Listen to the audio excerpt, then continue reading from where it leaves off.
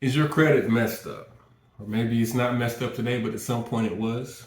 If so, then there's a pretty good chance that you've heard about CPNs, or credit profile numbers, or secondary credit numbers. CPNs are often marketed as the ultimate fix for your credit issues, whether you have poor, bad, or no credit. These CPNs are claimed to help you hide your credit history and qualify for things that you wouldn't normally be able to. CPNs are often marketed as the ultimate fix for your credit issues, whether you have poor, bad, or no credit. These CPNs are claimed to help you hide your credit history and qualify for things you wouldn't normally be able to. They've been used to buy cars, secure apartments, get credit cards, making them seem like a quick and easy solution to a serious problem. But here's the truth: there is no gray area when it comes to CPNs. My name is Mark, and welcome to Business and Bull. Today we're going to talk about a scam that I've been knowing about for almost 25 years now. A little bit of background on myself. I first learned about CPNs when I was in college back in the late 90s. Sorry, I am dating myself there. Back in my day, I've worked in financial services in some form or fashion since the age of 24, which is about 20 years ago. Got my first American Express card in 1998, and I'm still a member to this day. I've seen thousands of consumer credit reports, closed untold millions of dollars in both B2B and B2C loans. I've owned a business loan brokerage for over 8 years and have prepared taxes for over 10. All of that to say, I know a little bit about credit, both personal and business, as well as loan underwriting, legalities, gray areas, as well as common and not so common scams related to credit. So, to get right to it, are CPNs legal? In a word, no, they are not, despite what the person selling you the package is telling you. The Social Security Administration does not issue CPNs. It doesn't matter who you get them from or why you think you need one. You cannot legally use a CPN on any application where your credit is checked and your Social Security number is asked for to determine your eligibility. In fact, using the CPN number can lead to serious criminal charges, including identity theft. These numbers oftentimes are not randomly generated. They're frequently the Social Security numbers of either children, the elderly, or even deceased individuals. And even in cases where the number has been generated to mimic a valid social that has never been issued before, it still doesn't change the fact that you were fraudulently filling out loan applications using your CPN in place of your Social Security number. Being able to game the system does not make it legal. It makes it a hustle and it makes you a scammer. When people are ill-informed about the legalities of CPNs, they often cite the Privacy Act of 1974, claiming it makes CPNs legal. But this is where it's crucial to understand what the law actually says, not just where to find and cite it. Many will say the Privacy Act states that you don't have to provide your Social Security number and can use a CPN instead, just like the celebrities and government officials supposedly do. But that's a willing misinterpretation of the law. What the law really says is that it's illegal for any federal, state, or local government agency to deny you any right, benefit, or privilege provided by law because you refuse to disclose your Social Security number. This law protects you from government overreach, not from private businesses. It was designed to prevent the government from misusing your personal information, not to give you the freedom to use a CPN. In fact, there are no federal laws that restrict private businesses from requesting your Social Security number. If you refuse to provide it, they can refuse to offer you their services. The Privacy Act only applies when the government is asking for your Social Security number, not when you're applying for a car, house, or an apartment through a private entity. You don't have an inherent right to a loan, a credit card, or a line of credit from a financial institution, so there is no right to protect that number or not disclose it. The TLDR. You don't have to provide your Social Security number when you're applying for credit. But on the flip side, businesses also don't have to provide you with their services if you choose not to do so. If you use a CPN to hide your credit history in an attempt to secure another line of credit or make a purchase, that's considered fraud and potentially identity theft. And yes, knowingly submitting false information on a credit application is bank fraud, which can result in jail time or probation if you're lucky. There's no loan application that I've ever seen that asks for a CPN in lieu of a Social Security number. Ask yourself, have you? Now again, does this mean the CPNs don't work? That's not the case. There are many people out there who have figured out how to game the system. They're opening bank accounts, getting 36 iPhones at the AT&T store, and shipping those to direct buyers who are paying them in cash, who then will flip those phones overseas. They're renting out high-rise apartments, living glamorous lifestyles, going on shopping sprees on IG and TikTok, and even buying luxury cars. CPN scamming is at an all-time high, and it's easy to get intoxicated by the allure of a perfect brand new credit profile with which you can run it up with, right? But let's slow it down and think about this logically. Take away the visions of Hellcats and Care Credit that are dancing through your head right now.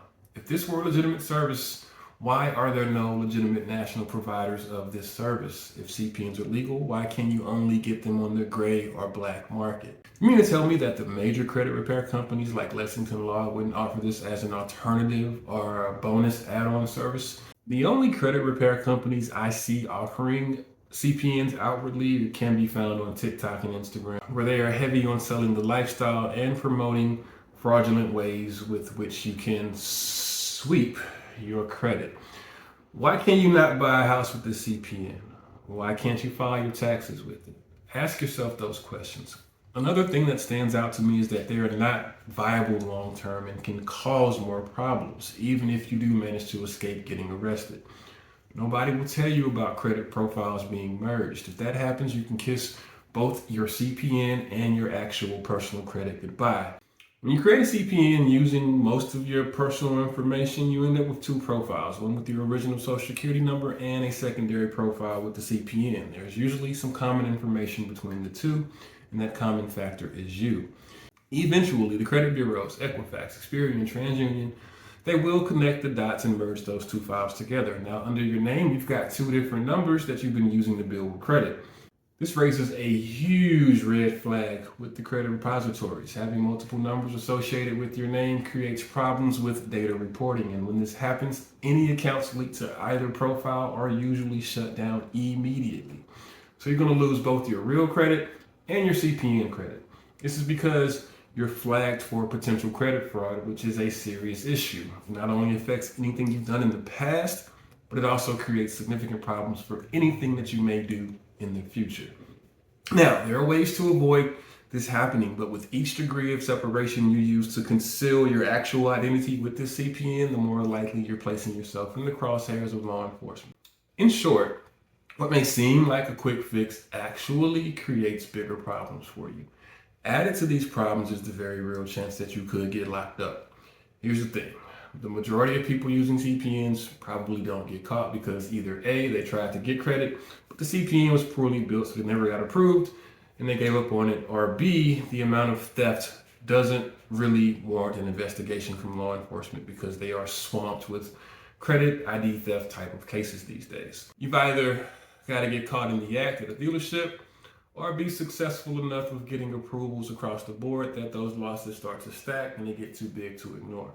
But in these flashy Insta streets today, CPN users are frequently going bigger and bigger with their CPN scams, with many claiming to be able to buy luxury cars or getting mid to high five-figure credit lines, which again is possible with a properly built CPN. However, just a quick YouTube search for CPN arrests turns up tons of videos for your viewing pleasure of people getting arrested for scamming.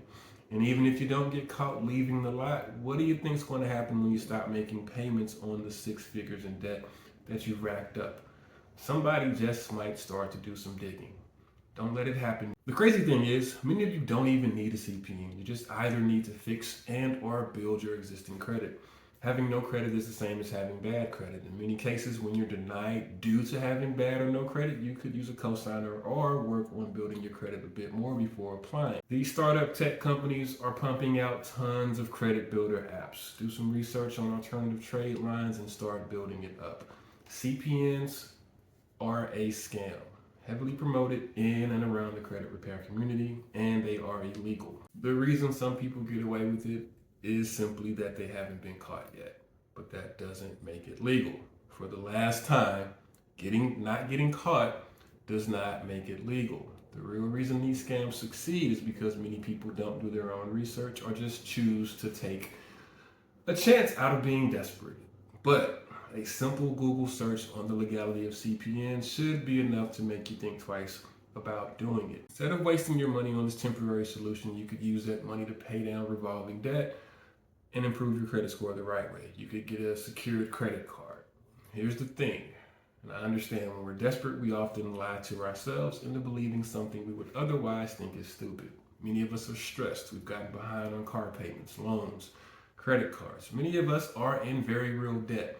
But these CPNs are not the answer. I am sorry. You're going to have to fix your credit, the credit tied to your actual social. And you're going to have to build up that credit with new positive credit. You can also use business credit, but that credit profile has to be built as well. And in the initial funding stages for most business loans, unless your company is generating substantial and predictable income monthly, you will have to do a personal guarantee, which is based off of your personal credit. So, CPNs, do they work? Yeah, they can. Should you use one? Absolutely not. But you're going to do what you want to do. Sometimes we have to learn the hard way. But for those of you interested in more information regarding CPNs, I've included a few links in the description. As always, if you've made it this far, I truly want to thank you. Please leave a like or subscribe if you want to hang around for a bit. If you have any questions, please feel free to drop them in the comments below. Be safe out there, and y'all take care.